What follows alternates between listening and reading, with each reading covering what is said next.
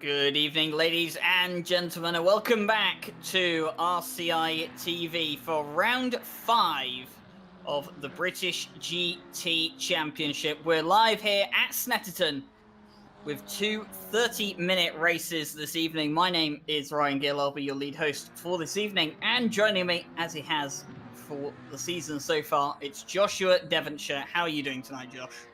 I'm doing really well, thank you, Ryan. And as usual, just looking forward to just a good evening of racing. Really, on board with Mike Noble, who's obviously usually very strong in the GT4s, but running. I think he's running second in the GT4 class himself. And no, I'm just happy to be here. And thank you, Ryan.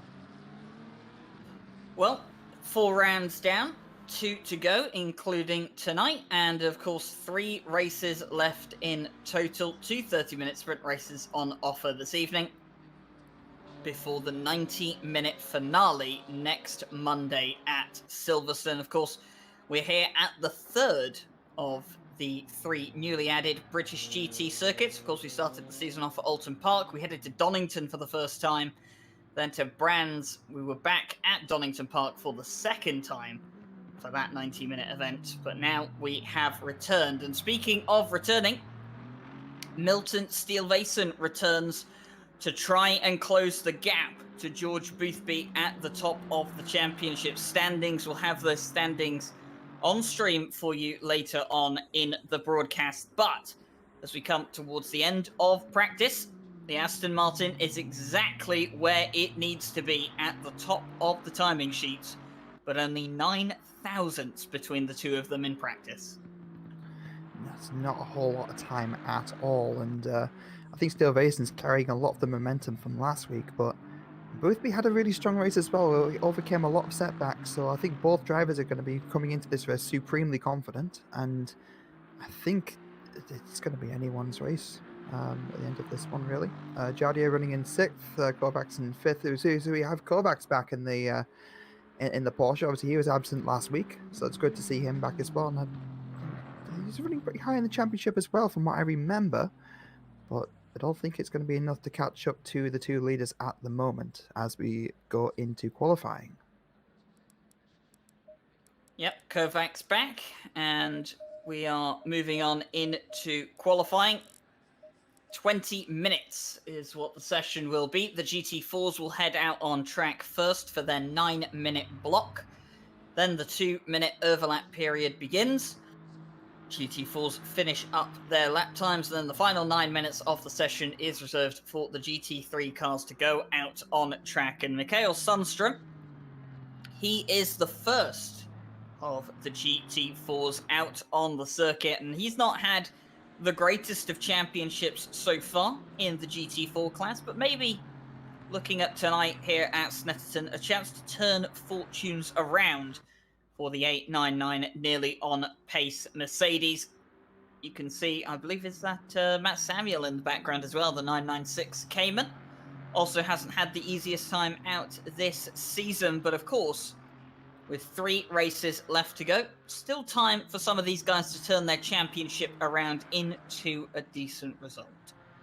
No, absolutely. There's still battles for the midfield going on, and where the leaders seem to be kind of running ahead, but obviously there's still every point to play for. According to Charlie Crossland, our current championship leader for the GT4 class, and I think he's going to be the one to watch for this particular qualifying lap as well. Obviously still on outlaps, so not setting the world on fire at the moment, but James Parker, another driver who's been incredibly strong this season so far, and he'll be looking to make up for a few kind of not as great races I think he'd maybe have liked, but he's definitely got the pace, and should be interesting to see what he can pull out of this one. Yeah, James Parker will be hoping that he can close the gap to Charlie Crossland. It will be difficult with the gap that Crossland has, but if anyone's capable of doing it, James Parker is one of those particular drivers with the talent to do so. But we'll go on board with Mikael Sundström here. Comes out of the final corner and down towards the timing line. He will start the GT4 qualifying session here tonight. So over the line we go, down towards turn 1. Riches, got to be nice and late on the brakes here. Tuck into the inside. Use the inside curb as much as you can. Don't hit the dip on the end of the curb as you come out then down towards Montreal. You can see the scary tree. Fantastic view there. Run as close on the inside as you can. Don't run too wide here as the corner comes back in on itself. Down towards Palmer, turn 3. Nice and tight on the inside. Maximize the exit here. Quite a wide curb around here, but prepare yourself for another blind hairpin here at Snetterton. It's Agostini as Sundstrom gets late on the brakes, turn the car in early, get the power down fast, and use as much of the exit as possible. Short sprint towards the Hamilton corner. Take that as fast as you can. Go wide. Maximize as much of the track as you have available to you. Prepare yourself for a quick right-hander that you're going to have to turn back in on yourself. Then prepare for an almost 90-degree corner at Williams. Again, bail there for reference of track limits. Maximize the exit and throw yourself on to the Bentley straight. Small moment of respite for Mikael Sundstrom as he prepares himself for Nelson. Blind left-hander that he comes in here. All of a sudden turns into a fast right-hander. Avoid the anti-cut curb on the inside. Use as much of the exit curb as you can. Don't hit the grass. And then prepare yourself through Bomb Hole and then down towards Coram for the final couple of corners. Tight right-hander that just keeps going on and on and on and on and on. But then comes the braking zone. Back around to the left-hander. Avoid the anti-cut curb through Murray's and then down on the power towards the start-finish straight again. Up towards the timing line, Mikael Sundstrom will go. This will be the first lap, and it's a 1:57.282 for the Mercedes on his first time round. Matt Samuel not able to match that, just 2/10 down. No, but still not far off, and we're still waiting for the other cars obviously to finish their first lap as well. Noble will be the next car across the line in provisional pole with a 1:46.1. Garns is obviously a second behind as well. Charlie Crossland, our championship leader, has just gone a 10th, almost 2/10 quicker than Crossland, than Nobel, sorry. And James Parker slipping in third place, about around 4/10 behind Crossland, but still 5 minutes to go to put another lap in. And I think he's going to be making every second count. Cormac Ryan Meenan comes up towards the line as well, and 8th is the best that he could do on his first flying lap. Comes Jarkko Torvinen in the little Ginetta for FFS Racing as well, coming up towards the timing line. What will he do on his first lap? He'll throw himself up to 7th place as well, and you can see Martin Lawrence in the background. Crosses the line. Obviously was not a valid lap, doesn't change his position. Killian Ryan Meenan coming out of the pit lane again. And Martin Lawrence will have to do another lap in an attempt to find himself further up the grid. He currently sits 3rd in the championship at this point in time. And, well, alongside James Parker, he is the only driver in GT4 that can realistically challenge Charlie Crossland for the championship lead. Mike Noble, as quick as he's been, is just a bit too far behind in the championship standings. He's almost 100 points off Charlie Crossland at this point in time, and well, with only about 140 points available, he would need Charlie Crossland to have an absolute disaster of a race. But Mike Noble still trying to find himself as high up the championship standings as he can. Here he comes across the line then to complete his second flying lap of the qualifying session, and it will be provisional pole for the Alpine. 3/10 clear of Charlie Crossland, but here comes Crossland. He's up on his time as well. Will he retake provisional pole? Yes, he will. 1:55.6 for the championship leader. Here comes James Parker across the line, but just 4/10 shy. No, just not quite the pace there, and I think Nobel's just trying to make up for time as well. Obviously, he did come into the season just a little bit late. I think he missed the first race or two, and he is definitely making up for lost time, and he definitely has pace. I'm interested to see what Lawrence what sort of time Lawrence is going to be putting in for qualifying here, because I have a feeling, Ryan, that the Camaros, again, just like a lot of these British tracks, I just felt the Camaro might not have as much pace here as like to the Ginettas or even the Alpine. We're about to find out then. Martin Lawrence comes up towards the timing line. Where will this find the Camaro? 11th is the best he can do on his first valid lap. And that does put him the top of the two Camaros here this evening. Felix at the back of the grid at this point in time. But Martin Lawrence, for being third place in the championship, he won't want to stick down in 11th for long. Gergo Panka, though, doing very well in qualifying at this point in time. He's found himself up into 5th, and Matt Samuel as well, 4th on the grid at this point in time. We have, what is that, 6 different manufacturers in the top 6 at the moment in qualifying. So we have just about a minute left of the GT4 session. Yeah, absolutely, and it's worth noting as well that Alan Garland isn't too far behind Sundstrom and Panker as well, and he is also 4/10 up on his time. Panker is also up on his time by around about 2/10, give or take, and you'll be seeing him come towards the final stretch now, and I think it's worth just sticking with him just to kind of see if he can make anything. It looks like his time is falling a little bit behind coming out of that last turn, but he is going to get overtaken by Samuel Angan, but then subsequently then also pull the time back in, put himself into P4. James Parker coming across the line as well. He is also up on his time. Oh, no, he hasn't come across the line, so I apologize. He's only just started, I believe will be his final lap in qualifying. Yep, definitely will be, as the session is about to expire. 5 seconds remain. And none of them starting a lap immediately, so all of them on their final laps now for qualifying. We've got Jarkko Torvinen coming down towards the timing line now. He's up on his time by about 4/10 of a second. That will throw him P4. The little Ginetta throwing itself onto the second row of the GT4 grid. And Jarkko Torvinen coming out clutch when it mattered with a very, very good lap at that point in time. But look at the differential between some of these lap times. Jarkko Torvinen, 4th on the grid, but 1.1 seconds off of Charlie Crossland's pole position lap time. It just seems like the top 3 in a world of their own at this point in time on pace. Absolutely, especially with the top 2. It was at 6/600ths of a second, basically separating Noble and Crossland.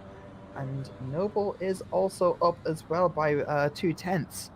And going through the final 2 turns now, and it's going to be interesting to see where he can pull out. Can he pull ahead of Crossland? Can he basically interrupt the points battle between Parker and Crossland from a very early start? Because obviously I believe as well, Ryan, correct me if I'm wrong, but this qualifying session also dictates the race, the next race as well, and that is Noble in P1, and that is all depending on if Parker can do something about that. He's not going to be able to do anything about that, I don't think, as we see 2 GT4s cannon into each other at the end of the qualifying session. James Parker crosses the line, does not improve on his lap time. That will be his session over. He will start 3rd at best. I believe it is just Jarkko Torvinen left out on track. But with 9 minutes left on the clock, or just about to be 9 minutes left on the clock, the GT3s line up at the end of the pit lane. And then here we go. So the GT3 session is live. Jarkko Torvinen comes up towards the timing line at the end, and he will stop right there on track. And we'll return to the pit lane. But here we go then. The GT3 session is live. And it's time to see what the big boys can do. It's Andy Boardman that's out there first in the Aston Martin. And he looks to have Jardier right behind him, I believe that is, in the number 39 Porsche. Leo Hirvonen just a bit further back, and then I can see Milton Steele-Vason as well. So a lot of these guys wanting to get out as quick as possible, maximize the amount of time they have out on track. And a lap around here, it's fairly long, Snetterton. It's the longest of the 3 British GT tracks included in the DLC, and a few people do find that quite surprising indeed, that Donington is in fact the shortest. Whereas most people would believe it would usually be Alton Park, but it is not. Donington Park is the shortest on the calendar. Well, shortest of the 3 new tracks. Brands Hatch is the shortest on the calendar. And Snetterton, definitely a very long, twisty circuit for those British GT tracks. And Andy Boardman, He's going to be the first GT3 to go out there and set a lap. I think, was that George Boothby I just saw returning to the pit lane after a mistake on his outlap? I think it was. The 666 back in the pit lane. So George Boothby is losing time in qualifying. How significant could that be? Because obviously, as Josh mentioned, your qualifying lap determines your position for both races here tonight. But here comes Andy Boardman then over the start-finish line.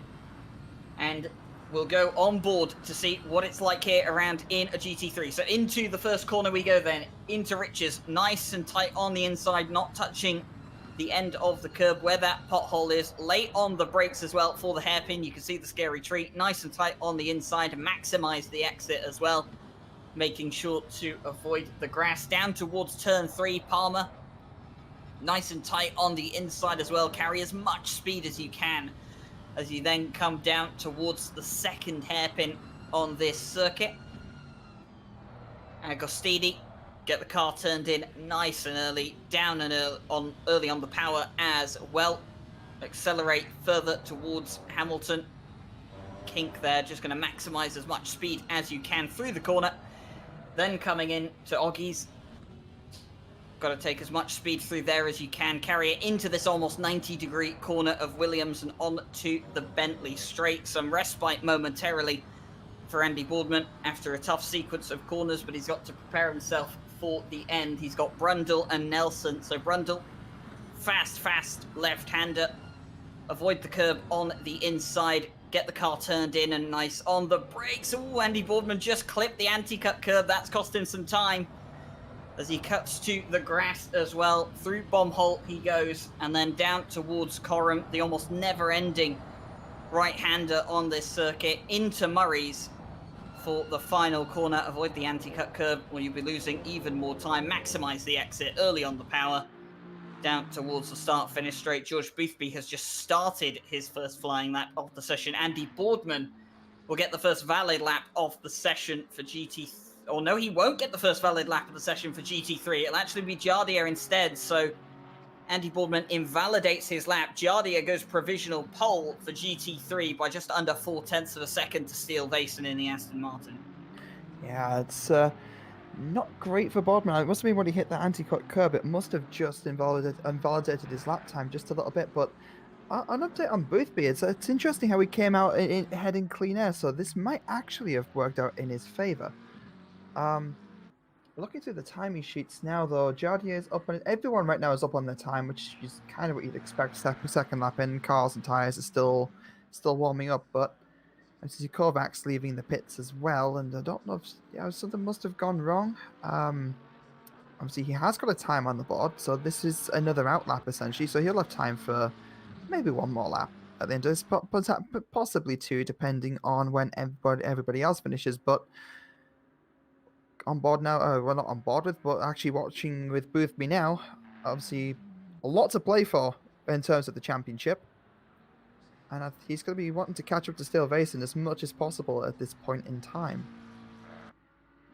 Yeah, of course, the fact he had that mistake on his outlap meant that he has cost himself some time. He didn't get a banker lap down early on, as everyone else did. And that's put him a bit on the back foot, but we know how quick George Boothby is, and here he comes towards the timing line then. What will his first valid lap of the session be? Crosses the line. Where will this put him? All the way up to provisional pole. George Boothby, the man, just unbelievable, just comes out like that, puts it on provisional pole. Jaroslav Honzik, who was up on his lap time, I think he's made a mistake. He's returned to the pit lane. Yes, he has. Steele Vason crosses the line. Not sure if he improved on his lap time at all. Yes, he did improve on his lap time, but still finds himself fourth. Ruppert in third. He's been getting increasingly quicker as the races have gone on. Finds himself on the second row of the grid at this point in time. He's done great. He's just found the pace in that McLaren and just kind of running away with it. And Valentin Barry, obviously, very late entry. First race was only last week, so I'd say fairly far down in the championship, but for valid reason. But still, nonetheless, still no reason to not push and still want to just race and have fun with it, really, and try and put in a good result. So, I believe we saw Valentin leave the pit, so I think this is still an outlap, but we will have to see. It's cutting it very close if that is the case. Yeah, Valentin Barrier, plenty of talent in that car, and he hasn't quite had the chance to show it in the Friday Championship so far. Got involved in an incident with Jarkko Torvinen last week, which kind of put a damper on both of their races. But hoping to make amends for that tonight. As we see the rest of the session tick onwards, just under 2 minutes left for qualifying around here. Milton Steele-Vason coming to start another flying lap in his efforts to put his car on the front row of the grid, or possibly provisional pole. If he's going to challenge George Boothby for the race win tonight, ideally needs to be on the front row of the grid. We're watching Valentin Barrier, though, who does go 6th with his first valid lap of the session. That's still, it's just like Boothby's lap. Just coming out completely cold, first lap in, just starting the car just very nicely onto the grid there. It goes to show just how much talent actually does exist in that Ferrari. Watching with Kovacs now and looking at my timing sheet, Kovacs is way up on his time, almost 2 seconds.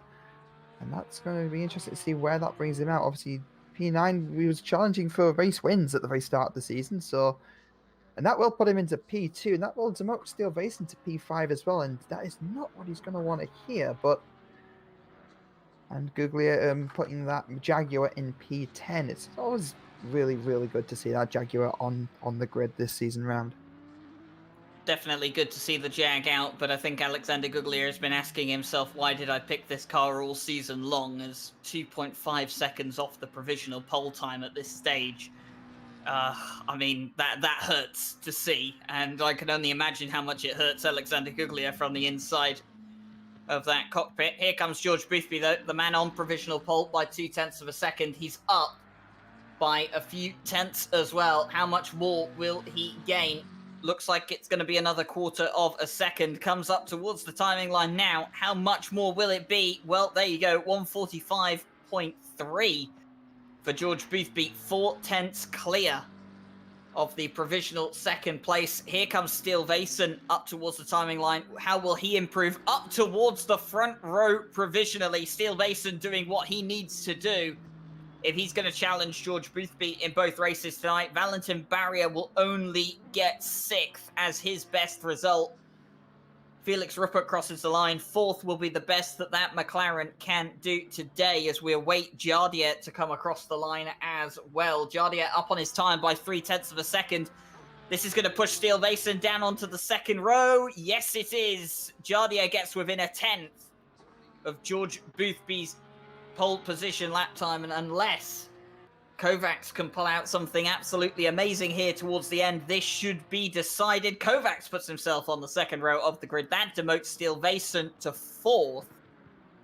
So 2 places between the 2 title contenders for both races here this evening. Not what Steele-Vason wanted, but it's going to have to be what he has to put up with here tonight. So it's 1 point to George Boothby so far. Absolutely. I mean, I wouldn't discount Steele-Vason at this point at all. He has consistency behind him. He's had a good run of races so far, where Boothby, yes, he has pace, but he's also had to make a couple of comeback drives as well. So, again, predictions for the race. I mean, Honzik could be pressuring Boothby. I mean, I don't want to get into predictions just quite yet, Ryan, but obviously, just said a possibility could be if Jardier can pressure Boothby a little bit. Qualifying pace is one thing, but the race is quite another. Yep, so Andy Boardman crosses the line. He will end out the qualifying session. 7th is the best that he will do. And as qualifying comes to an end, we'll have a little bit of a look at the timing sheet. So for GT3, it is George Boothby on pole position, not provisional anymore, with Jaroslav Honzik alongside him for the front row of the grid. David Kovacs and Milton Steele-Vason, sorry, I'll get it right this time, it's Steele-Vason, I've been told, on the second row of the grid. Felix Ruppert and Valentin Barrier share the third row with Andy Boardman and Juraj Svenček on the fourth row of the grid. Leo Hirvonen and Peter Hrobart rounding out the top 10, and Alexander Guglia in P11 for qualifying. And as I say that, I believe I've just been told that Hirvonen might no longer be on the server. We'll get into that shortly afterwards, but GT4 wise, it's Mike Noble and Charlie Crossland on the front row of the grid. James Parker, Cormac Ryan Meenan on the second row. Jarkko Torvinen and Gergo Panka on the third row. Garland and Killian on the fourth row. Matt Samuel and Mikael Sundström rounding out the top 10 in GT4, and Thiago Lima, Martin Lawrence and Andre Felix round out the GT4 field.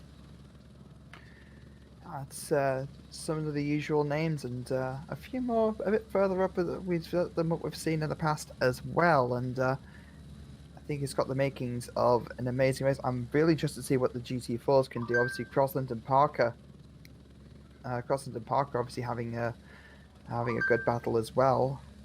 And with Noble in the mix, that's also going to affect the championship lead as well. Well, whilst we talk about the championship lead, let's have a look at the standings. And we'll see where everyone is at this point in time. So here we go then. For GT3, we'll start off. It is George Boothby with 240 points to his name. He leads the championship so far in GT3, but it is Milton Steele-Vason who is realistically the only challenger for the championship at this point in the season. 224 points for him at this point in time. Then it's down to Felix Ruppert in third with 157 points. David Kovacs with 143 is in fourth place. And then Leo Hirvonen with 131. Juraj Svenček with 130. It's just a point behind him. McIntosh unfortunately signed out of the championship on 125 points. Alexander Guglia, though, does still sit in the top 10 for the GT3 class with 124 and 121 for Andy Boardman. Peter Hrobart rounds it out the top 10 with 104 points. For the second page of the GT3s, we have Jakim Stenazis with 102. I believe he's just signed out of the championship tonight, though. Josef Honzik with 96 points is followed by Wojciech Lukaszek with 82. Archibald Toth, unfortunately, signing out of the championship as well on 65 points. And the two newcomers to the championship, Cody Pride and Valentin Barrier, sitting on 44 and 37 points respectively. Cody Pride, unfortunately, not here tonight. Barnabas Eros and Vasily Anufriev no longer in the championship either. It's obviously a shame to see some names drop out, but it doesn't mean that the racing that we have left isn't any less close. And with that, Ryan. Well, we'll get on to the GT4 standings with Charlie Crossland at the top, 245 points. James Parker and Martin Lawrence are realistically his only two challengers for the title. 207 and 201 points respectively for both of those. Mike Noble in fourth place with 158 points has Thiago Lima right behind him with 155. Gergo Panka, sixth in the championship on 145 points. Killian Ryan Meenan on 137. Alan Garland, 133. He's only 1 point ahead of Cormac Ryan Meenan on 132. And Harry Conway, who's unfortunately not here tonight either, on 118. The second page of the GT4s, Mikael Sundström just outside that top 10 on 115 points. Matt Samuel on 108. Only 1 point ahead of Jarkko Torvinen. Andre Felix then sits with 90 points in 14th place, and William Stephenson on 81. So that rounds out the championship standings. And what perfect timing as well, as the cars are just about to pull away for the start of the formation lap. For the first race here this evening, it's 9 in the morning at Snetterton. It's a lovely morning, clear skies, there are a few clouds about, but no chance of rain for the first race. And, well, it's probably better than never that we get on to predictions here tonight. And you know what, Josh, you've been asking me first for the better part of this championship, so I'm going to ask you first. who are you looking for tonight? Who is your driver to watch as we head into the first of 2 races this evening? Now you see, I really like an underdog, and so naturally, I would like Googlia to just pull ahead and pull something out with that Jag. But however, I realistically, I don't think that is going to happen.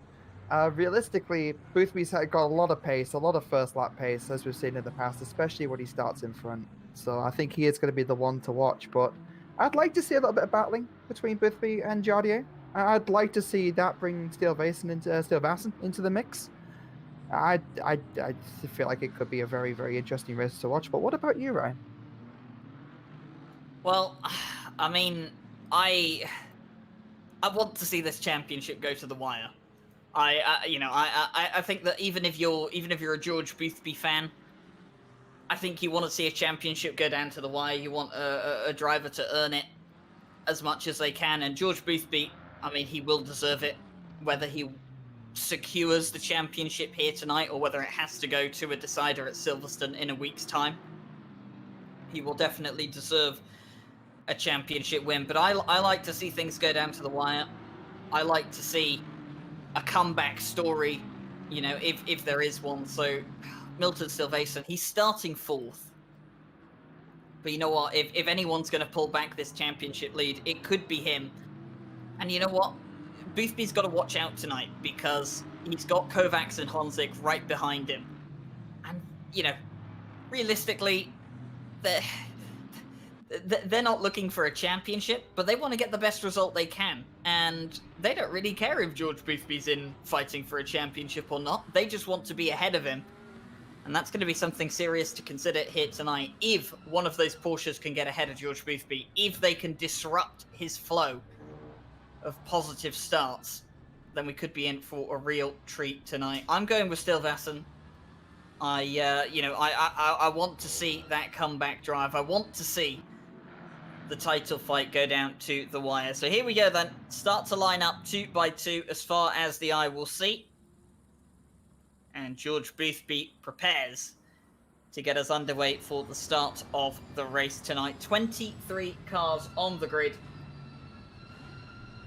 And we have 10 GT3s, 13 GT4s. Leo Hirvonen has unfortunately dropped out of the race here tonight. Unfortunate for him. And it does mean that we have one less car on the grid. But we only need 2 cars to make a race, and we've got plenty of cars to make a race this evening. So here we go then, on to the start-finish straight.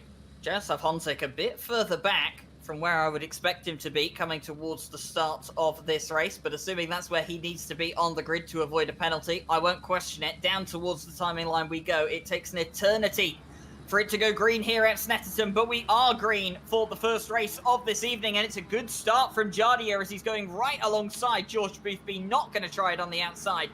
Into turn 1, will tuck in behind, and it's going to have a look now down towards the hairpin on the very first lap. George Boothby goes defensive on the inside, going to force Jardier to concede a chance on the overtake at that point in time. Kovacs looks safe at this point. Stilvason looks safe as well, but here is Valentin Barrier on the inside of Felix Ruppert. Is he going to make it up into 5th on the first lap? Yes, he is. The Ferrari up to P5.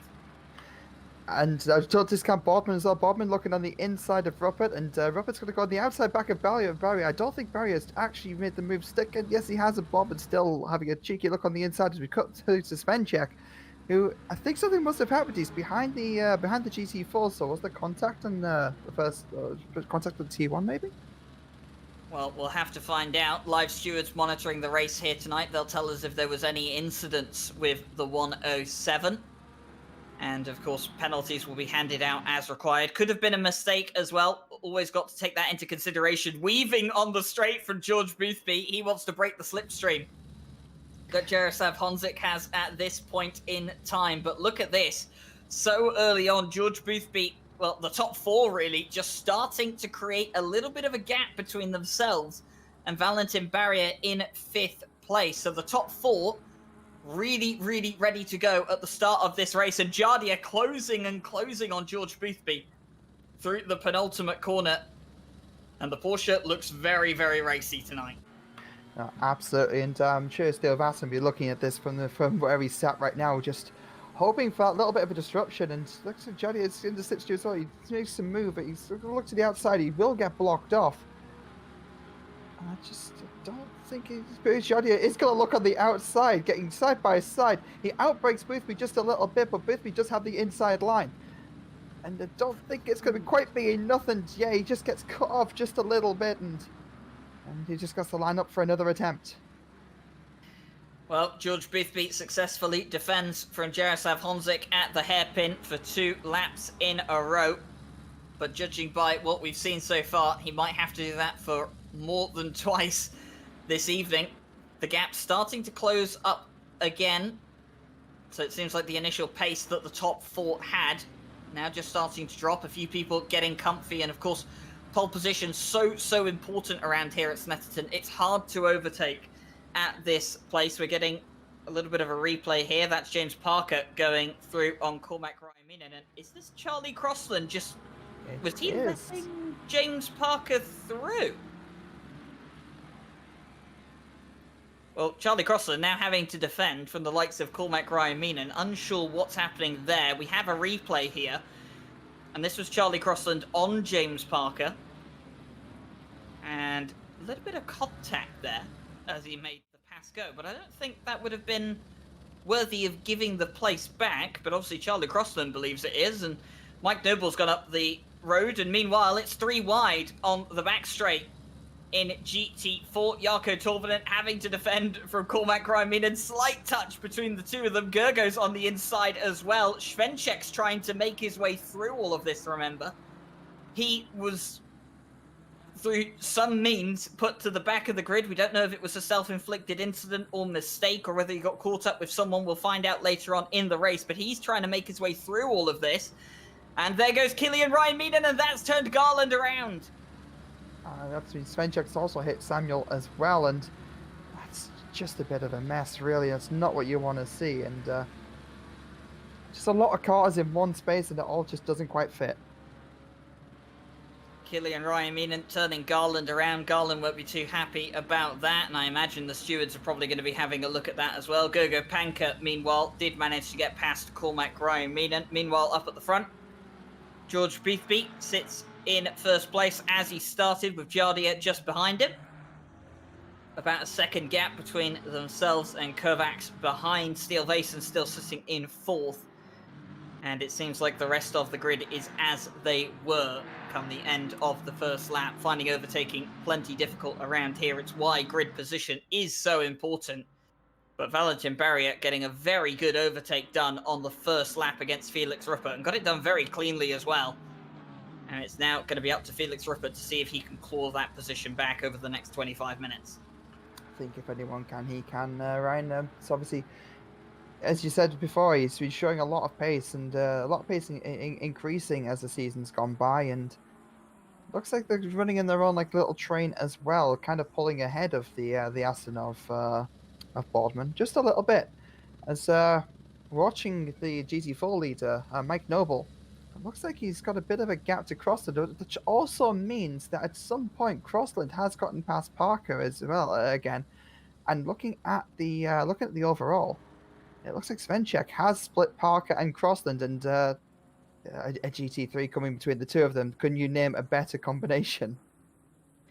James Parker has had quite a few races to forget because of GT3s getting in the way of battles between him and Charlie Crossland, but Charlie Crossland got held up a fair bit there by Svenchek as he got through in the final corner, and that is going to slightly throw that back towards the way of James Parker. Here's Thiago Lima in the slipstream of Matt Samuel, the number 93, just looking to get past the Porsche, but nothing doing there for the little Ginetta in a straight line.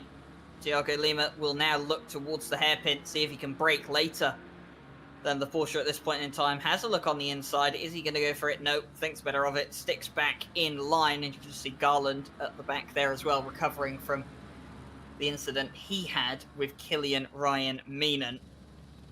Jaroslav Honzik, meanwhile, still continues his pursuit of George Boothby.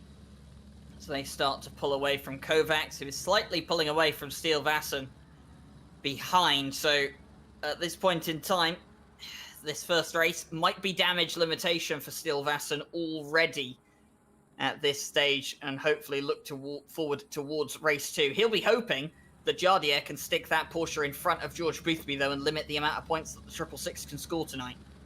Absolutely, or even just kind of hold up a little bit. The longer these guys are fighting, the better of a chance they have to catch up. But obviously, Stilvassen also does have Kovacs in the way as well, but kind of separating himself from the front two. And these guys have just been locked together since the start, really, haven't they? Jardier just got that epic launch, and again, just so much, just closes the gap under braking. But can he? Then the McLaren just has the acceleration coming out of the hairpins. Still, in terms of race pace, keeping that Porsche as close as he is, I mean, you can't fault Jardier at this point. No, Jardier's done a good job to stick with George Boothby at this point in time. Here's the lone Alexander Guglia, pretty much in a race on his own. He's doing 148 in that Jag at this point in time. The guys up towards the front doing 146s. So that Jag's significantly off pace at this point in time. I have a little bit of an update with what was going on lap 1. So incident between car 93 and 171. So 93 was Thiago Lima and 171 was Martin Lawrence. That's been judged to be no further action from the stewards. Car 115 was involved with car 12. That was Cormac Raminen and Jarkko Torvinen. Racing incident on that one. And then car 107 was involved with 899. That's Mikael Sundström and Svenchak on lap 2.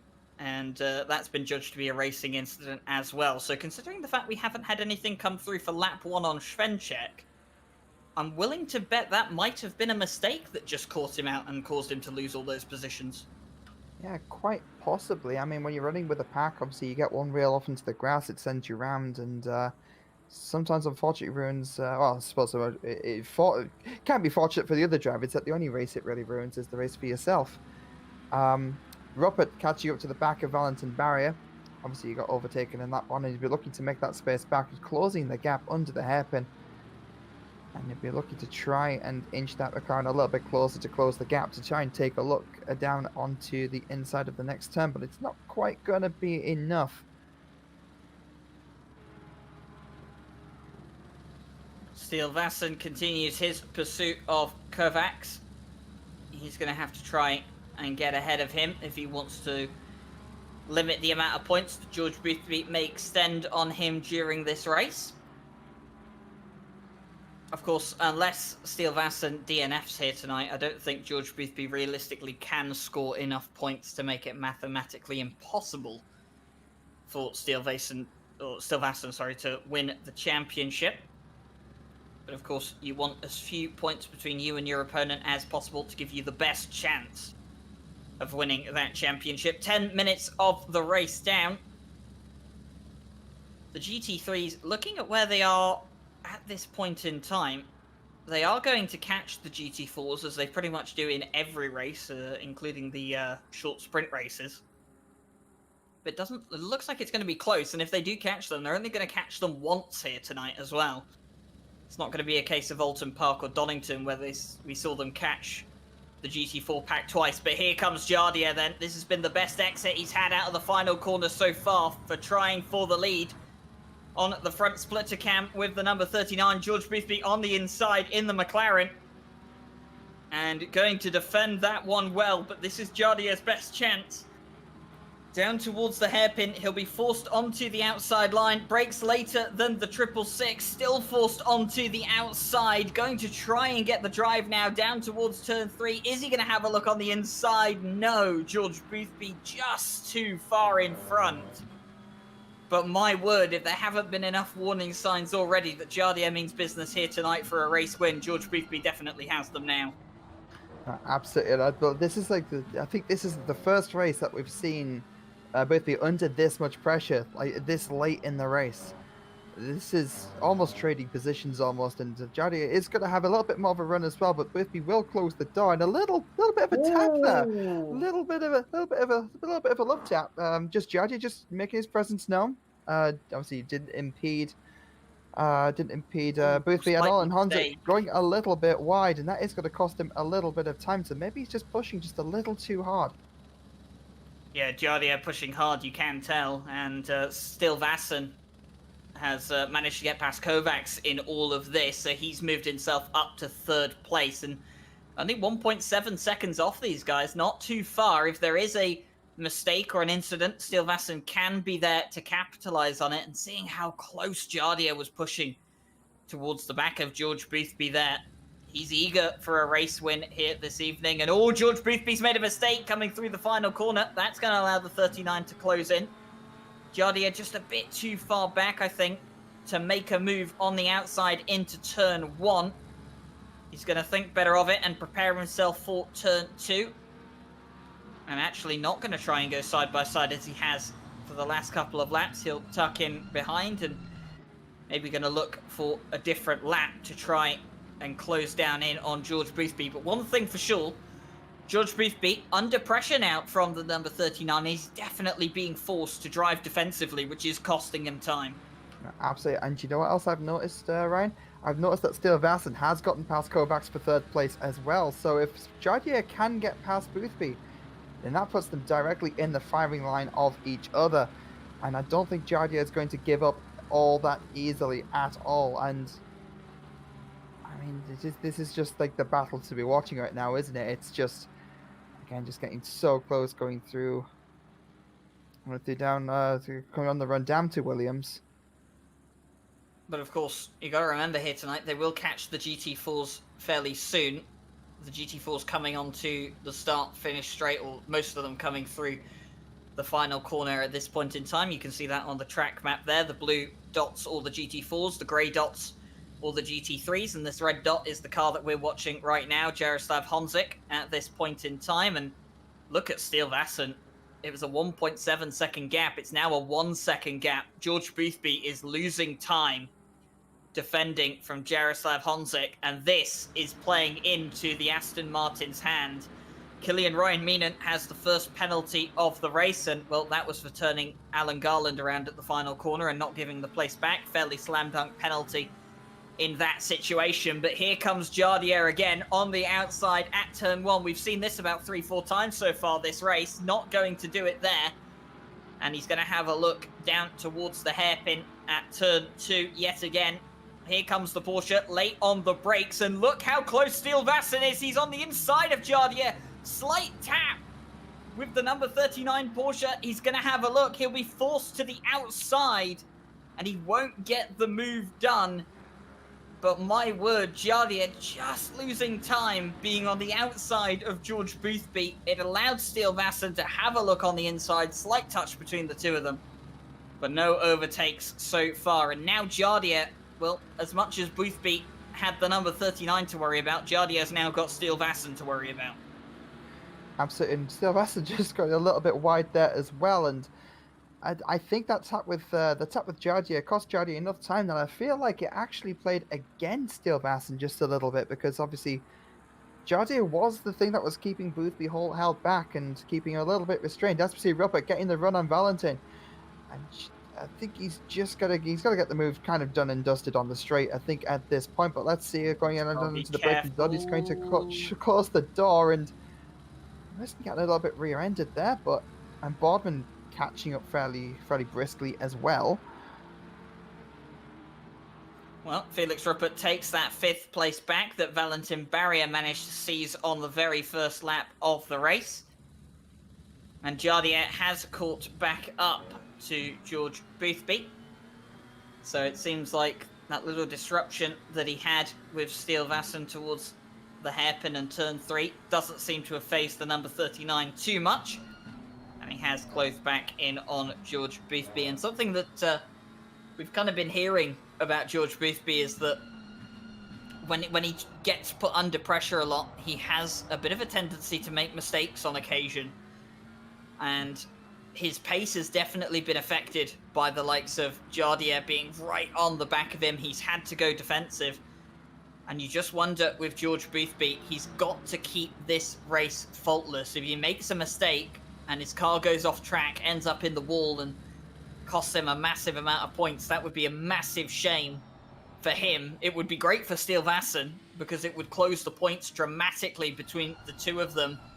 But George Boothby, he's just got to keep his head down. He's got to keep himself calm and not worry too much about Jardier behind. If Jardier gets past him, it's not the end of the world. You're not racing Jardier for the championship. Sure, you know, the amount of points you'll gain on Steel Vassen won't be great. He will be right behind you for the remainder of the race, but it's not the end of the world. He's got to think about the championship, think about the long game.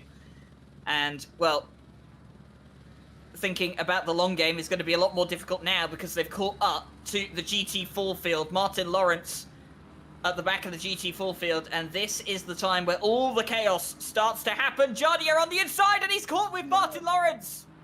And that's Jardier out! I think Jardier just tried to go for a little bit of a gap on the inside that was there, but then very quickly wasn't. And that's frustrating. That was such a good battle from start to finish. And as you can see just here, like, it allows Steel Vassen to catch up. Boothby gets by Lawrence fairly smoothly. There's a small gap, then there wasn't, and there's a little bit of a bit of a tank slapper, and just lost it, and just no. Just impatience from Jardier, unfortunately. But you know what?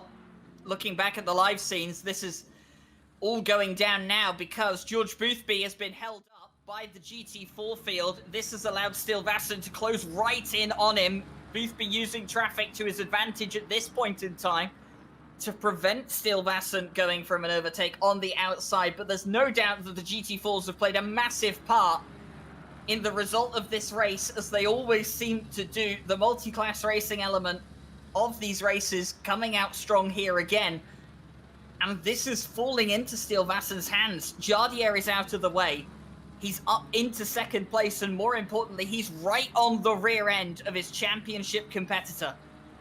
Absolutely. None of these cars are going to want to hold these guys up. No one wants to be the one responsible for potentially, I don't want to say ruining, but for lack of a better word, ruining the fight for the championship. And Kovacs is right behind Steel Vassen as well. And it looks like he's about to make a move, going side by side, going down the Bentley straight. And it looks like he might have to run.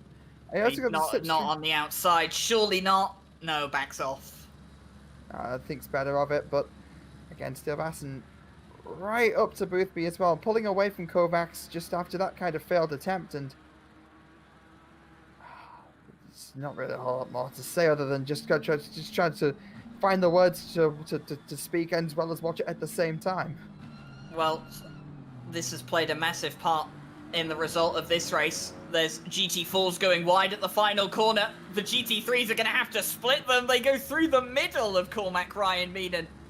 And I believe that's Jarkko Torvinen in the mix as well. Here comes Steel Vassen on the outside of turn one. We've seen Jardier try this before. Can't quite get it done. Clips the curb. Ooh, Kovacs has to slow down as well to avoid the unstable Aston Martin.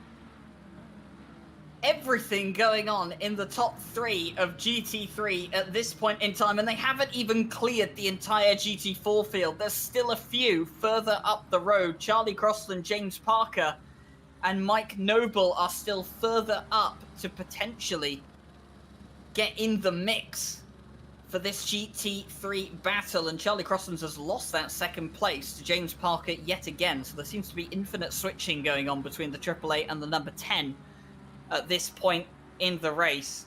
But with just under 10 minutes to go, well, I mean, anything could happen at this point in time, Josh.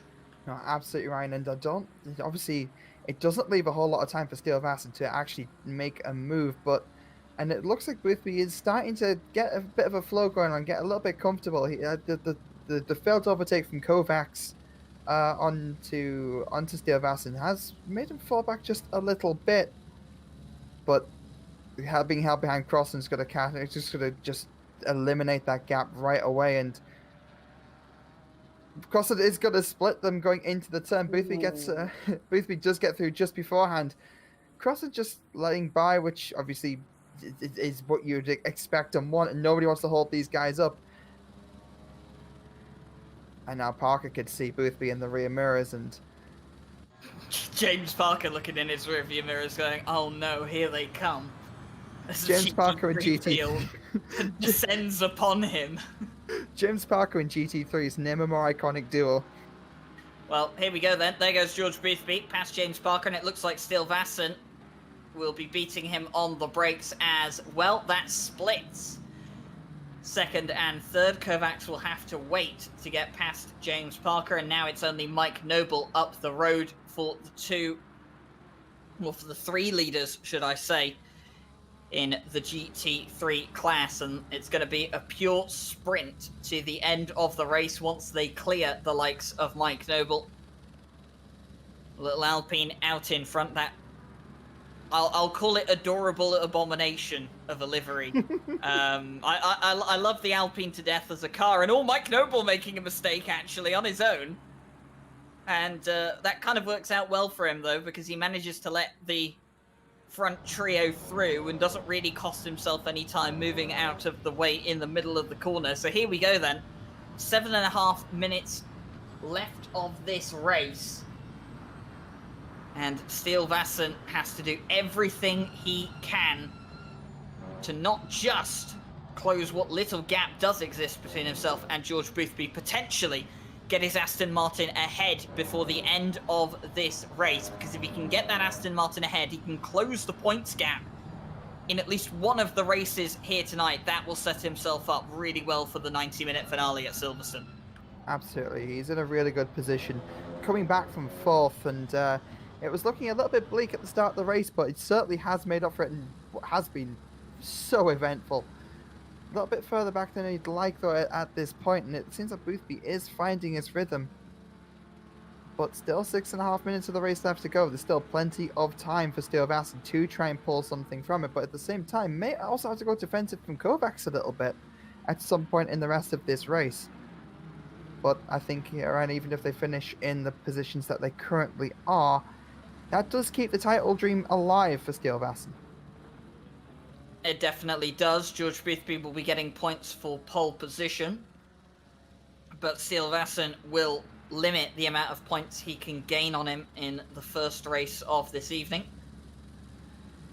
That's going to be one of the important priorities at this point in time as well. Steele Vassen, does he have the fastest lap of the race? No, Jardier has the fastest lap of the race at this point in time. So that means George Boothby would not be earning any fastest lap points. That works in Steele Vassen's favour. It looks like Kovacs is going to get a bit of a run on Steele Vassen, because Steele Vassen went a little bit wide in a couple of turns beforehand, and it means Kovacs is going to be right in the slipstream, pulling up to the back of the Aston, and we saw him make a move here early in the race, but he backed out, and I think it's going to be much of the same story here, and it seems that Steele Vassen has held Kovacs off right when it matters. He's just trying to limit that damage. Obviously, he lost a bit more time to Boothby with going wide, and again, it's just damage limitation. 5 minutes of the race remaining. Ruppert being pulled into P4, but obviously with the Kovacs with a bit of a wiggle. See, with Ruppert being in P4 was when Jardier spun off earlier in the race. And right now, the gap between Kovacs and Steele Vassen isn't quite as large as I think Steele Vassen would have liked, but only a few more laps to hold off now. Well, the battle continues out in front. Has George Boothby managed to find some peace at this point in time? 0.8 of a second between himself and Steele Vassen could be what he needs to just bring that car to the finish. Kovacs not doing Steele Vassen any favours by pressuring him. Further back though, and it's not Mike Noble that leads in GT4 anymore. James Parker leads in GT4. That's happened at some point in time. Mike Noble, who I was pretty sure was clear out in the lead, now second and only a second in front of Charlie Crossland. Something's happened to Mike Noble, and I wonder if that was back when the rest of the GT3 traffic were working their way through. Did that compromise Mike Noble in some sense and allow James Parker through? But one way or another, this falls into James Parker's hand, because it means he will be closing down the points gap on himself and Charlie Crossland for the rest of the championship. I did say that James Parker and Martin Lawrence were realistically the only two drivers that could close the gap. Martin Lawrence has unfortunately had to retire by the looks of it. So it seems to be that James Parker is the only one that can challenge Charlie Crossland for the championship. And if he picks up a win here tonight in the first race, that's a big step forwards in doing that next week at Silverstone. Absolutely. And seems like we're going to see both GT3 and GT4 championships potentially go down to the wire. Obviously, Parker, I think he'll just be happy to be ahead at this point in time as well. And obviously, Crossland being 2 spaces back, that's even more points that had been denied by Mike Noble. As we see Kovacs, he's closing the gap with Stilvassen a little bit, but it also says that Stilvassen is closing up on Boothby a little as well. And it just seems that these cars have all found their floor, kind of found their rhythm. The gap, it's not really extending or closing down, but I don't think there's going to be anything that will happen to change that unless one of them makes a mistake at this point. It's reached a slight point of stagnation at this point in time, but you've got to always be alert, not make a mistake. One of the most important parts. So far, by the way, seems to only be 2 penalties have been handed out so far in this race. Killian Ryman, obviously, on the end of one of them, and then Martin Lawrence was on the end of another. He got a 5-second penalty for a collision with 88, which was Andre Felix. No comment yet from the stewards about the incident between the 171 and the 39, but I mean, with Martin Lawrence out of the race anyway, I mean, handing him a penalty doesn't really worsen his position at this point in time. He's already going to count as a DNF, so kind of unfortunate. We'll wait to see what the stewards have to say on that incident, though. It'll be interesting to see their verdict, as they can see all the angles, they can see all the inputs from the drivers as well. We have a replay here for Felix Ruppert, who of course retook the position from Valentin Barrier. Or he just and makes a mistake, and well, there goes Barrier. And Felix Ruppert, unfortunately, giving that place away so late on in the race. As George Boothby, he's come over the line and he has started the final lap of this race. He's just kind of commanded it for the most part, but was put under a lot of pressure at the beginning, and I think that is going to be a precursor of things to come for the next race, but that's a later thing, and in the present, he is leading this still with a healthy gap to Stilvassen. And I don't think, unless he makes a mistake, I don't think there's going to be anything that could take this from him, which is obviously going to strengthen his championship lead just a little bit, but great damage control from Stilvassen as well. All he has to do is hold off Kovacs, and it looks like that might wind up being the case as we see Boothby coming onto the Bentley straight. Just smooth inputs and doing what he has to do just to keep that car on the road. He can even potentially think back off a little bit. He's got a 1.3 seconds to Stilvassen and a few turns left to go. So I think it says it all, really, doesn't it? Yeah, George Boothby making his way through the final sector now. Just a couple of corners remain. He'll take another victory here in the British GT Championship. And it's another well-deserved victory. Had to fight for it as well. Dealt with Jardier earlier on in the race. Dealt with Stilvassen through the Gt4 traffic. But it's George Boothby that wins race 1 of 2 here this evening. Stilvassen will cross the line in 2nd and Kovacs 3rd. Barrier will finish 4th. A great result for him, as Felix Ruppert will round out the top 5. Back in GT4, though, there is a battle going on as they make their way through the 2nd sector and towards the final set of corners. Jarkko Torvinen chasing down Cormac Ryan Meenan. And then a bit further back, Felix has got Garland and Thiago Lima for company as well. Not all decided in GT4. It looks like James Parker has got the race win in GT4 decided. Mike Noble looks to be finishing 2nd and Charlie Crossland 3rd. But here comes Jarkko Torvinen off the grass, trying to go around the outside. And look at the launch the little Giannetta's had round the outside of the Porsche, and he's going to get ahead of Cormac Ryan Meenan on the final lap, penultimate corner. Jarkko Torvinen ahead of Cormac Ryan Meenan. Will the place be taken back by the Porsche? No, it won't. Gergo Panker and Mikhail Sundstrom will look, but they won't be able to take the place back. It's worth noting as well that Jardier does also have a 15-second time penalty for something that happened during that stint as well. Not quite certain what that might have been though. It must have been, no, it would have been the spin. Obviously he went into The accident with Martin Lawrence, yep. That's Just it, got it yeah. through now. Incident on lap 10. The number 39 and the 171. 15-second penalty for the 39. And that was the steward's verdict on that one. That, I mean, we always see it, don't we, with the GT4s. They're told to stick to their line. The GT3s have to make their way around them cautiously. And sometimes you're just a bit too impatient and it doesn't work out. But either way, the results for race 1, George Bithby is your winner in GT3. Still Vassen and Kovacs rounding out the top 3 with Barrier and Ruppert in the top 5. Boardman, Honzik, Hobart, Guglia and Svenchek in the top 10. Hirvonen did not start the race.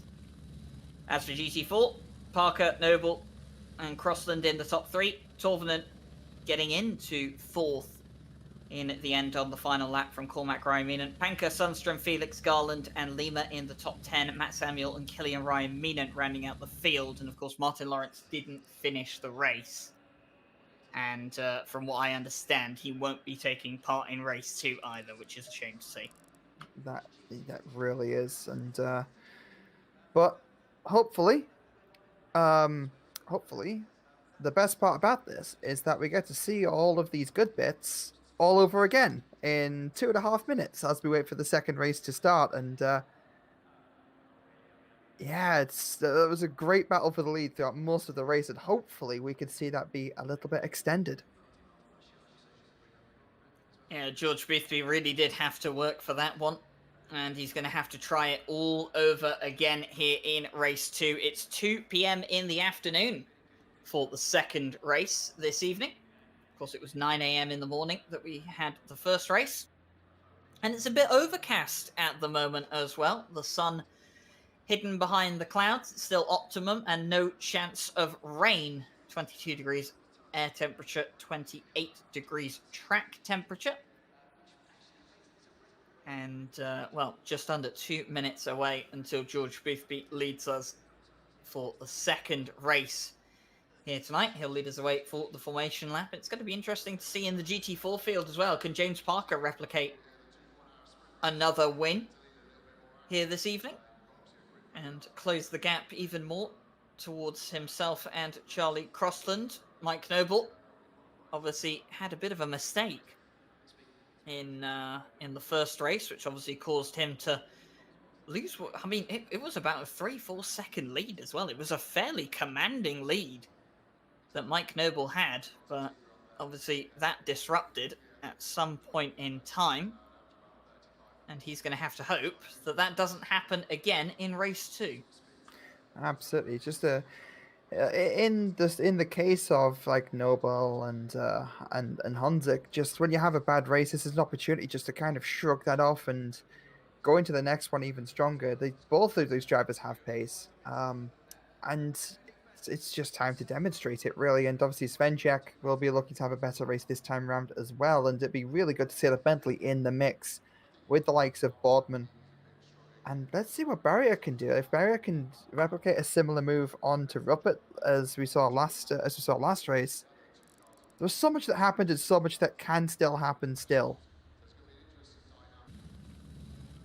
Definitely. So 20 seconds then until we get started on the formation lap for the second race here this evening.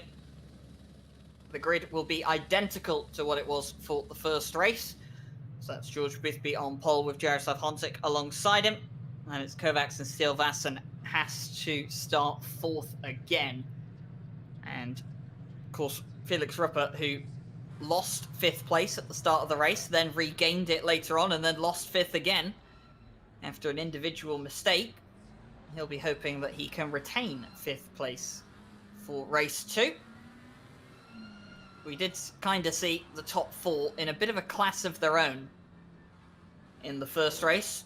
They just seem to be on a completely different level of pace compared to the rest of the field. Probably expecting to see that out here again in race 2. But of course, we'd always love to see the pack further up together. And Svenchek as well in the 107 Bentley. He's going to be hoping for a much better start to the second race after he had a mistake in race 1, which put him to the back of the field behind the GT4s on the first lap. Yeah, it was a... as I said before, it's an absolute shame to see it. It'd be great to see the Bentley in the mix. As we see a lick of flame from the back of Boothby's McLaren there. It's one of my favourite features about that particular car. But no, fresh start, fresh race, anything can happen. Anything can happen, and, well, considering what we saw in the last race, anything typically does happen. Jardier will be hoping that he won't see a repeat of what happened in race 1. George Boothby will be hoping that Jardier doesn't put him under the kind of pressure that he was under in race 1. And everything still to play for at this point in time. Chapters still to be written in this championship. There is this race, and then, of course, the 90-minute finale at Silverstone next weekend. Or not next weekend, next Monday, rather. And, of course, you can catch all of that live here on RCI TV. Race will be starting at the same time as race 1 did, around about 8 o'clock. Well, sorry, 8... I was going to say 8 GMT. It's 8 UK time. Probably going to be BST at that point in time, because daylight savings does occur this weekend. And speaking of this weekend, we also have the 12 hours of Bathurst going on, courtesy of Jimmy Broadbent and the man in second place, Jaroslav Honzik, of course. They came to us and they said, hey, we want to run another Bathurst race. And, well, we checked the schedule and we were like, well, we can kind of fit it in here. And Jardier was like, cool, we'll do that then. So, 12 hours of Bathurst coming up this weekend. Of course, we just had the 3 hours of Donington on the weekend gone. But the endurance racing and the sprint racing does not stop here at RCI. So here we go then. Start to line up 2 by 2 as far as you can see. And we get ready to go racing again. 22 cars on the grid. 30 minutes of racing. No chance of rain. It's overcast here. 22 degrees ambient. 28 degrees on the track. McLaren and Porsche on the front row of the grid. George Boothby and Jaroslav Honzik are the drivers to watch.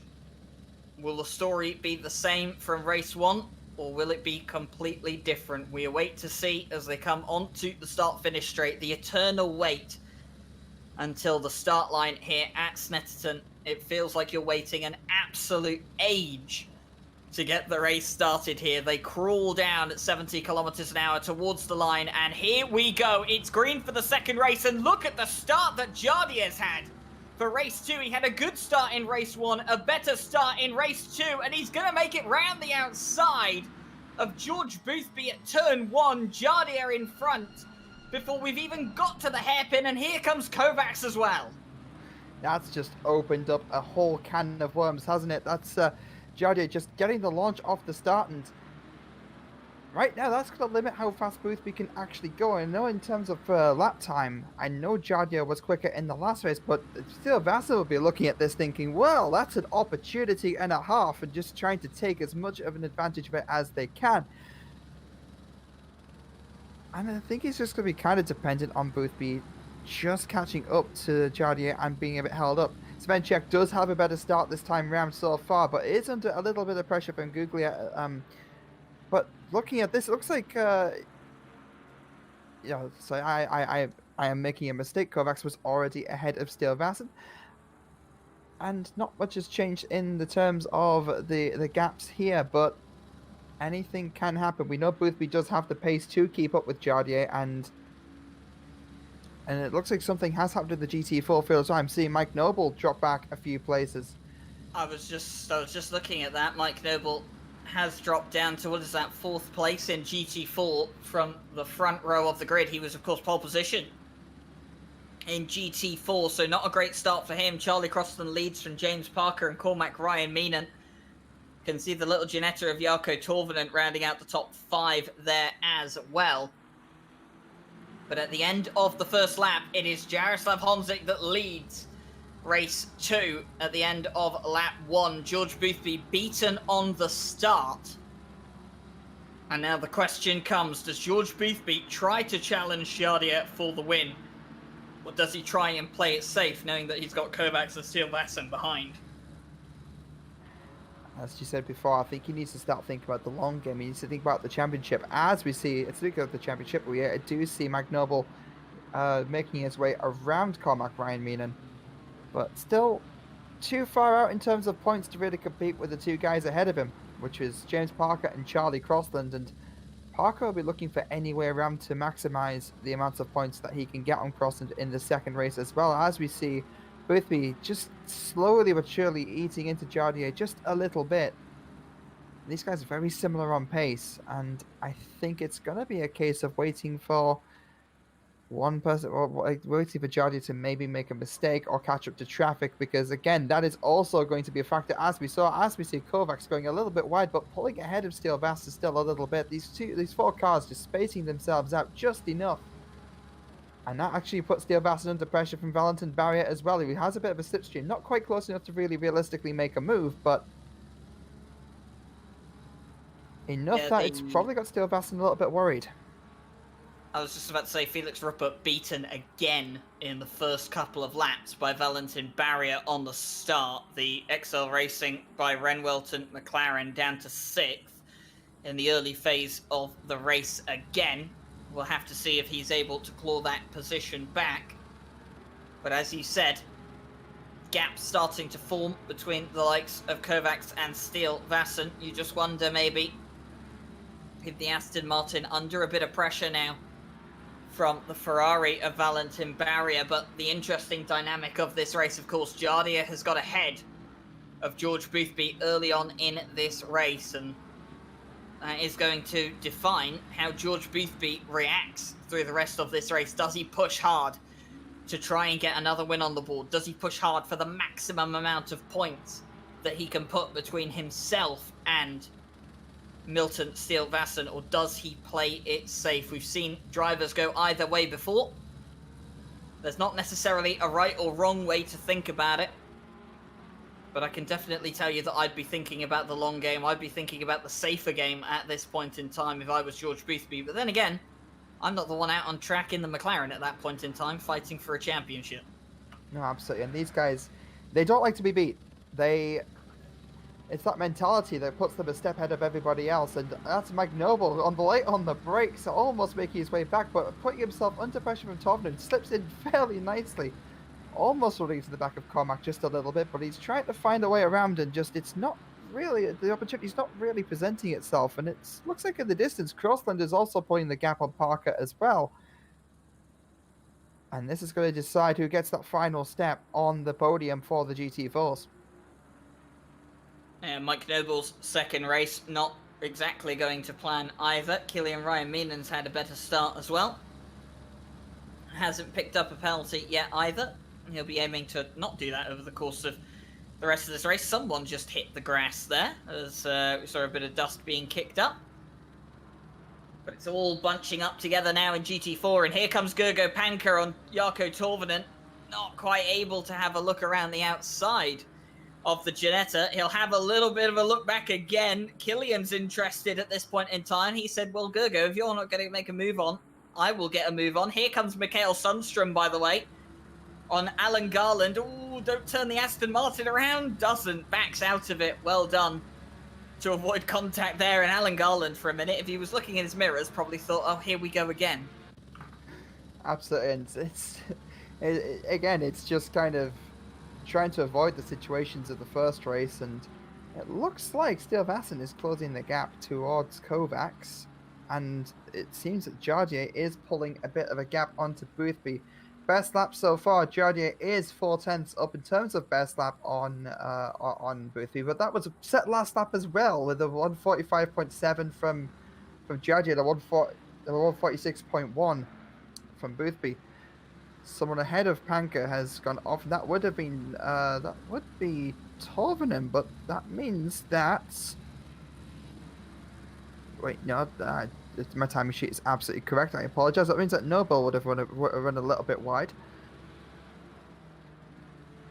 Well, Gergo Panker has got past Jarkko Torvinen, so it was the other way around. So little Ginetta losing out to the McLaren.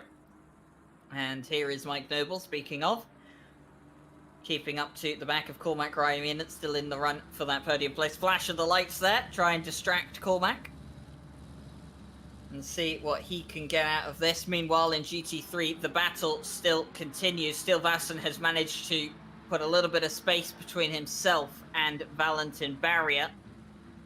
And that's allowing him to close up on Kovacs as well, who is keeping in touch with George Boothby, who's starting to drop off pace a bit to Jaroslav Honzik in front. Jardier just starting to make a gap. Boothby just starting to fall back a slight. And, well, this could be playing into the hands of Stilvassen, as I believe Kovacs just a bit too deep on the brakes there, compromised his line, and that has cost him some time.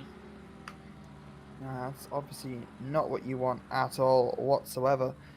And it seems to be that the top 5 are fairly within spitting distance.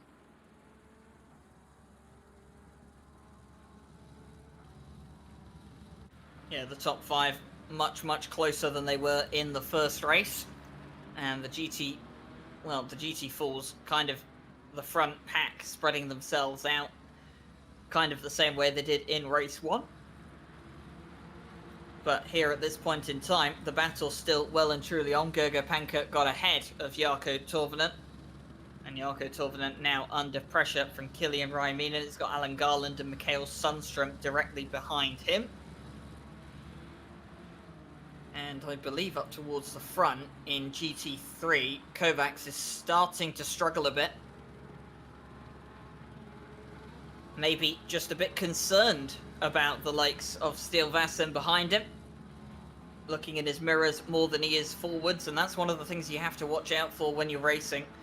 The more you start to look backwards, the more you start to lose pace, and Valentin Barrier, he's close on the back of these guys as well, waiting to capitalise on any sort of mistake.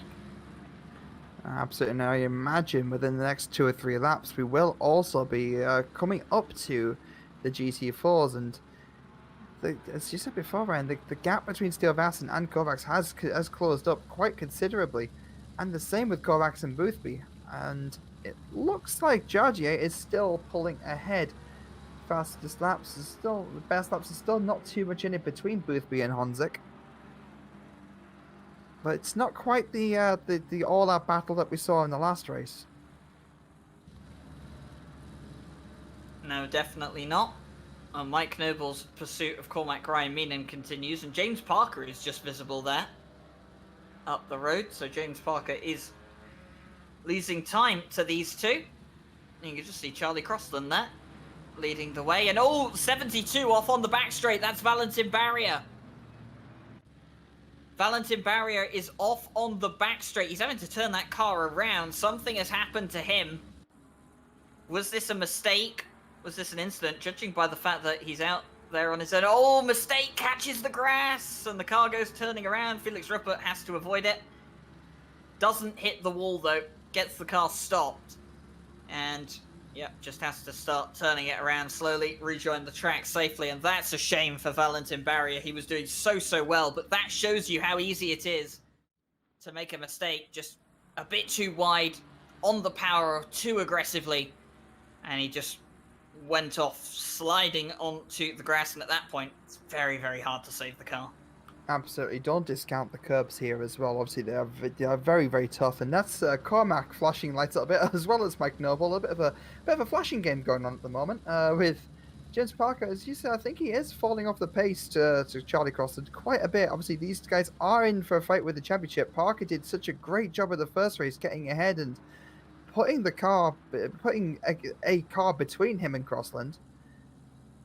And it doesn't seem like it's quite going his way this time round, but as I said just previously, we are going to be expecting the GT3s at some point to catch up to the GT4s, and that could have an effect on this.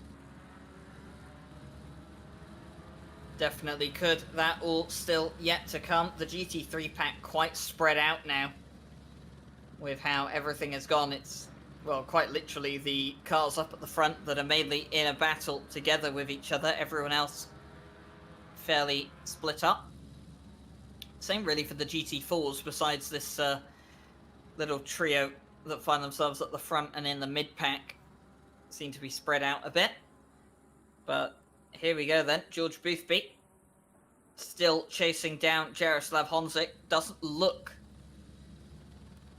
like George Boothby has the pace to live with Jaroslav Honzik. I'm looking at the fastest laps at this point in time. And it is... It's really close. Actually, no, it is Jardia with the fastest lap at this point in time in the race. Oh, no, it isn't. It's Steele Vasson, actually. Slightly quicker than Jardia. So Steele Vasson's got the fastest lap of the race. That could be some bonus points, though, coming towards the Aston Martin's way. That would help him out in his damage limitation. We got another yellow flag. That's Cormac and Mike Noble. 2 GT4s in strife as the rest of the pack start to make their way through. So what happened here? We'll get a replay courtesy of our broadcaster, Jake Coombs. Now, what happened here, judging by the fact that Mike Noble's easing off to allow Cormac through. Oh, yeah. So hard to save those. Yeah, just once you get a tank slapper going, that can be it sometimes. Then Cormac also has to wait for the rest of the pack to move through as well. Good decision, though. Stop the car on the side, let them go through, don't rejoin dangerously and get yourself a penalty. And Mike Noble did well to give that position back, owned up to it immediately. And that's Boothby making a move on Jardy as well. Not quite going to be able to make it stick, but it's just going to show you he has closed the gap up. He's closed it up quite considerably and kind of pulling ahead of Kovacs and Steele Vasson at this rate. As we previously said, looking at the best lap times, there's less than a tenth of a second between these guys. Or around a tenth of a second, I should say. And that's Valentin Barrier catching up to the back of Alexander Guglia. And I think that the 488 is going to make very short work of the XK. Obviously, we know that Jaguar is a little bit down in terms of pace, and that's Gergo Panka with Killian Ryan right behind, and the two McLarens kind of catching up to the back of Torvinen. And the next car ahead of that will be Parker, who didn't get caught up in, obviously, that little tap. But that gap between Parker and Crossan seems to be shrinking just a little bit. James Parker was quicker than Charlie Crossland on the previous lap by 0.6 of a second. I can only assume that Charlie Crossland made a mistake. But maybe that's the beginning of some sort of comeback for James Parker. Can always be the way. And of course the GT3's beginning to close in on the GT4 field. Not long now before chaos descends again. Halfway through this race, it is Jardia that leads after taking the lead on the first lap, first corner from George Boothby. Kovacs in third, and Steele Vasson hasn't managed to make up any places so far in this race. But he remains in fourth, and he's just waiting at this point in time. We've also got a report that Andre Felix has unfortunately retired from the race as well. We don't know why that is, but both Camaros out of the race here tonight, and that's a shame to see. No, absolutely. As I said before, you don't want to see people drop out. It's never great to have lesser cars on the grid, or have less cars on the grid, I should say, in choice of wording. But sadly, sometimes, things happen, mechanical failures, disconnections, the lot, obviously human drivers as well. So game crash for Andre Felix is what we're being told now. So that's I can feel. I think quite a few of us can feel that pain, because I think that's something that a lot of us can sympathise with having happened. If you haven't had ACC crash on you at some point in the race, you've not been playing for long enough. Definitely not. And if you haven't had it happen during an endurance race to at least one of your teammates, you haven't had a proper introduction to ACC endurance racing yet. But we continue onwards, and Alan Garland looking to make his way past Killian Ryan Meenan. Killian's not going to be too interested in letting that happen. He's going to say to the Aston Martin, look, you're going to have to decide to try that on another corner. Here come the GT4s, though. Well, sorry, here come the GT3s on the GT4s, though, as Jardia makes his way through on Matt Samuel. And, Kovacs going around the outside there of Matt Samuel really did commit himself at that point in time. Still Vassen will say thank you very much to Matt Samuel, making his way through. And Felix is back in the lobby. Maybe he will get himself back out on track, but I don't think it'll improve his position at any point throughout this race. So Jardier continues to slice his way through the GT4 field. And George Boothby, Kovacs, Stilvassen following suit. Oh, how did Kovacs not touch Thiago Lima's Ginetta? That was so close. Wincing in my seat at that point. Jardier Oh, running out Jardier a and little Mike bit. Noble. Mike Noble not happy about that little flash of the lights, and quite understandable. I think he just got a little bit carried away and just tried to kind of make his way around on the outside, and that's with a little bit of a tap as well. And Noble was looking at the back of Cormac again and just didn't leave the space, and that is obviously not what you want to see, and that has just increased side by side here. Look at this, Stilvassen trying to find a way through on Kovacs, won't quite find a way through. Everything's starting to kick off again here as they arrive at the GT4s. Now Cormac is between them. Stilvassen's going to say, okay, look, I got to clear you as quick as possible. I believe that is Sundstrom between Korvac and Stilvassen. Mike Noble being forced to go take an alternate line by Ruppert. And that's going to cost him. Mike Noble's penalty, by the way, was for the contact with Cormac Ryan Meenan, reduced to 5 seconds because he gave back the position. That would have been 15 seconds otherwise. Meanwhile, Kovacs, look at how much the Porsche is having to hold back through the corners, trying to get past Killian's McLaren, not running into the back of him. Flash of the lights from both of them. Here comes Stilvassen. He's looking at the inside, surely not going to outbrake the Porsche here on the inside, is he? There's going to be slight contact! And the Aston Martin losing it, avoids the anti-cut. Killian's been turned around by Ruppert.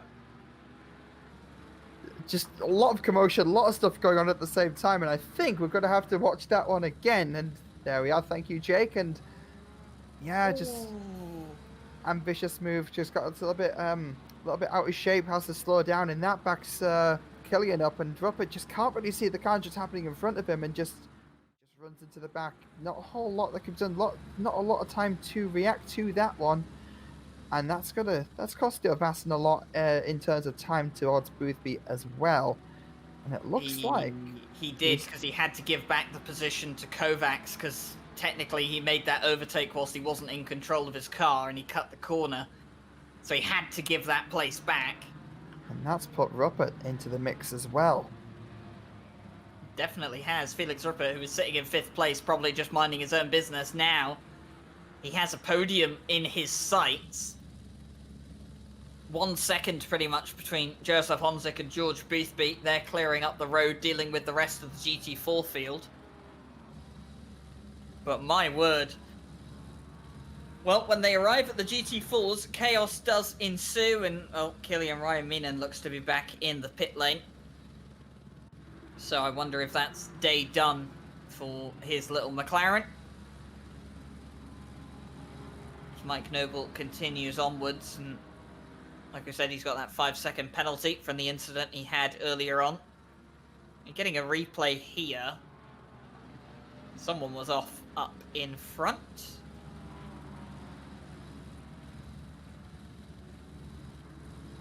The ACC broadcasting tool kind of just alluding us to some interesting, I can only assume it was for the off-track up ahead that it's proc that replay, but nothing to see there. Mikael Sundstrom, oh, was that an overtake on Cormac Ryan Meenan? I think it might have been. I think that would be absolutely correct, and it is. On the inside. Just coming nice. Down towards the brakes. No contact there. Nicely done. Absolutely, that's the exact kind of move as what Stilvassen would have been wanting to try to make on Kovacs in the lap previously, and that's just textbook showing how it's done. Obviously, now we've got Stilvassen and Felix Ruppert. They have cleared James Parker with, I'd imagine, yep, as you see in frame now, that's Charlie Crosslands up ahead, and Ruppert really pushing Stilvassen right up the back of the Aston. And what's happened to Kovacs? He's down in 5th. Something has happened to David Kovacs. I actually have He only was just running third. He was ahead of Steel Vasson, and that means that something has happened whilst we're watching the replay. Oh, here and we it go. Seems to be that. Or is this the move from earlier? That's the move from earlier. This is the incident from earlier. So this is a replay from the earlier incident. But this is not why Kovacs has dropped down to 5th, though, because that position was given back. So I wonder. Something has happened to Kovacs, and I wonder if it was an incident involving James Parker with getting around the GT4, because it seems to be that the gap between him and Charlie Crossland has also increased a fair bit as well, with the 3.6 second gap now. And surely that can't be on pace alone. Surely something must have happened between those 3 or 4 cars.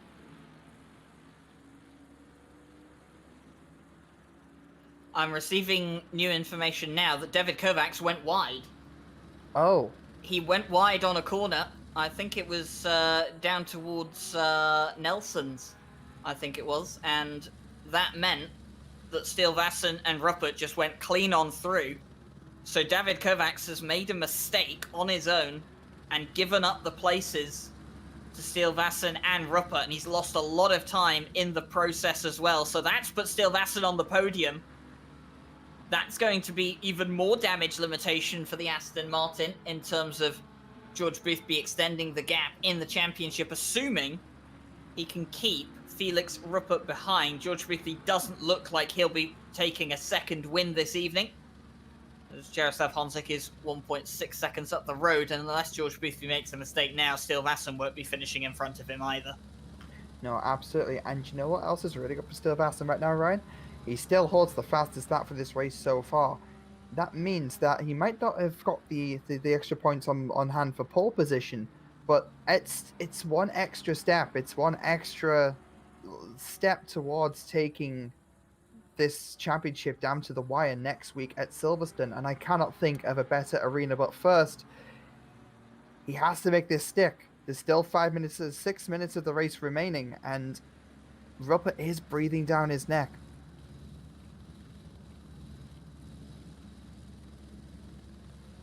Well, Steel Vasson continues onwards. A podium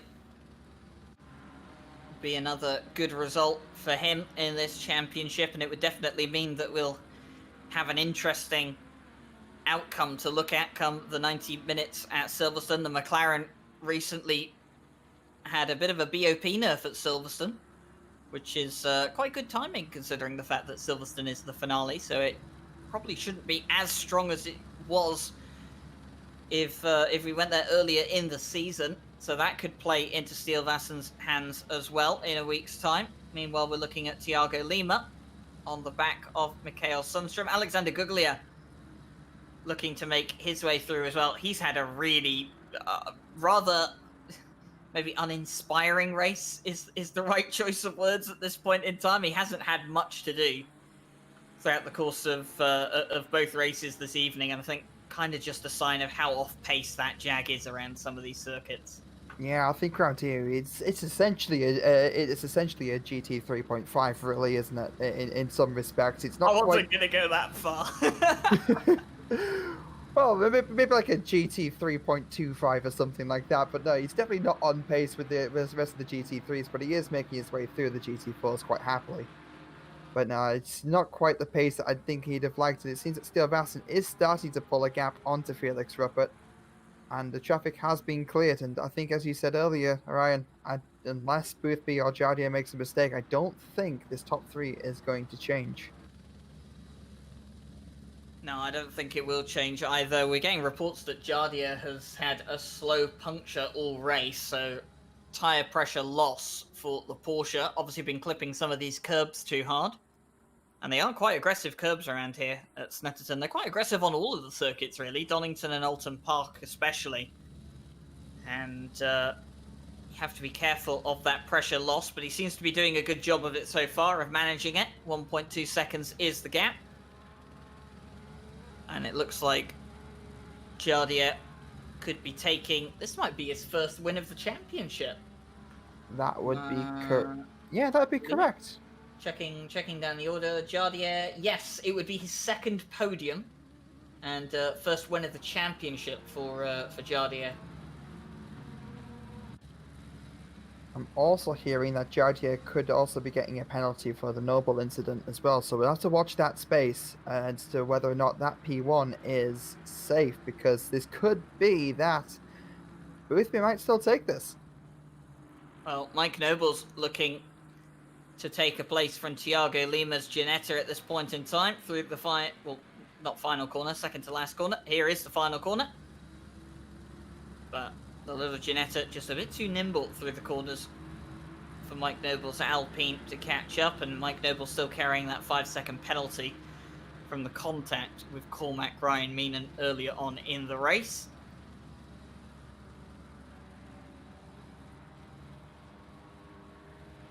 It looks like Noble is going to get the run onto Thiago Lima, and that's just going to be a pretty straightforward pass. We know the Alpine does have the pace, but Thiago Lima is getting very, very close on the corner exit there. But still, with that 5-second penalty, that also does come into play, as we see Mikael Sundstrom going a little bit wide on the chase for Cormac Ryan Meenan. In turn, chasing down Garland.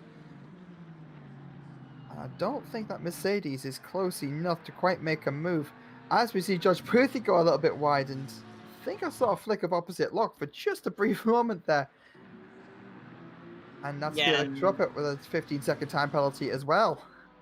That will be for turning Killian Ryan Meenan around. As we saw earlier on, that was when Steele Vassen and Kovacs had a slight tap coming into Brundle, and of course Felix Ruppert turned Killian Ryan Meenan around. Two cars in different classes, can't really give back the position at that point. Also, for the little mention on the Jardier and Noble incident, it was a warning for car 39 that came out for Jaroslav Honzik in that incident, so no penalty coming Jardier's way. He'll be glad to hear that. And 1 second remains between Jardier and George Boothby. So a couple of penalties coming out in this race, but overall it's been fairly clean again, and that's what we do like to see. And there's been some good respect from drivers as well in some incidents, giving places back and owning up to mistakes. But here we go then, into the final sector we come. And mistaken if I am not, this is the last lap of the race. It should be 10 seconds. Oh, George Boothby just clips the inside anti-cut. Costs him a bit of time. Don't think he's going to be able to close down onto Jardier anyway. And nope, the clock will expire. So here we go then. This is it. Jardier rounds the final corner. Had an unfortunate incident in race 1.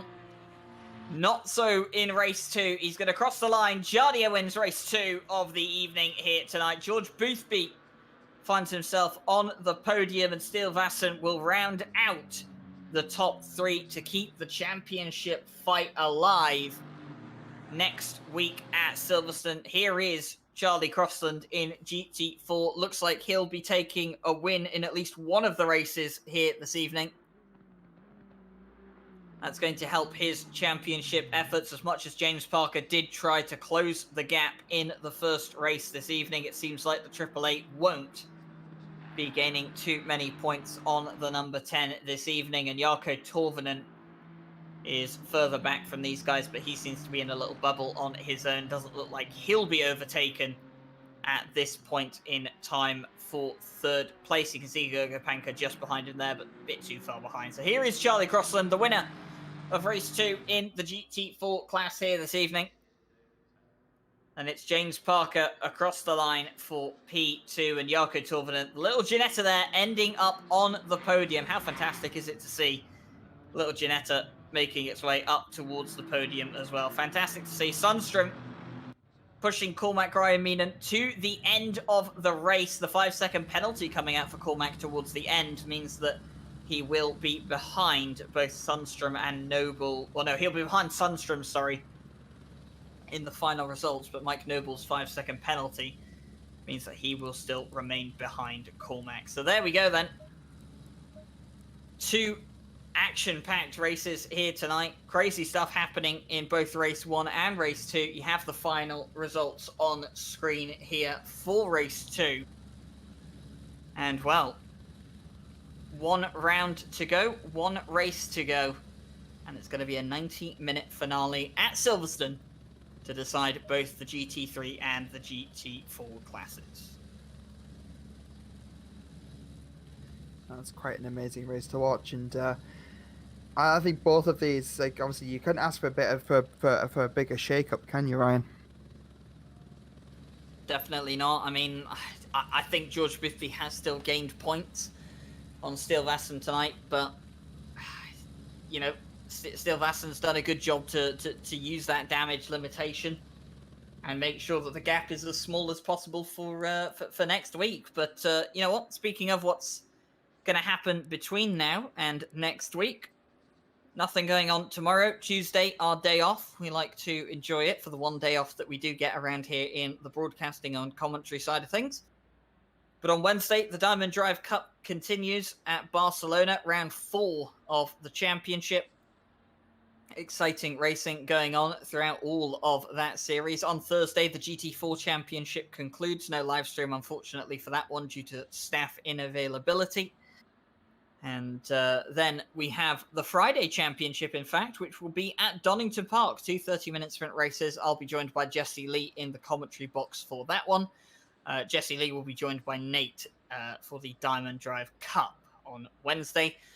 Then on Saturday, Night Owl returns. They'll be at Alton Park, so we'll be visiting all 3 of the new British GT tracks this week. And Jesse Lee will also be commentating alongside Ryan Mawson for that one. And then on Sunday, it's the big one. It's the 12 Hours of Bathurst, courtesy of Jimmy Broadbent and Jaroslav Honzik. And, well, that's going to be an exciting one. The Invitational class has live stewarding and multi-class as well. GT4's involved in that one, and that's going to be so exciting to see. So we hope that you guys will tune in for all of those races.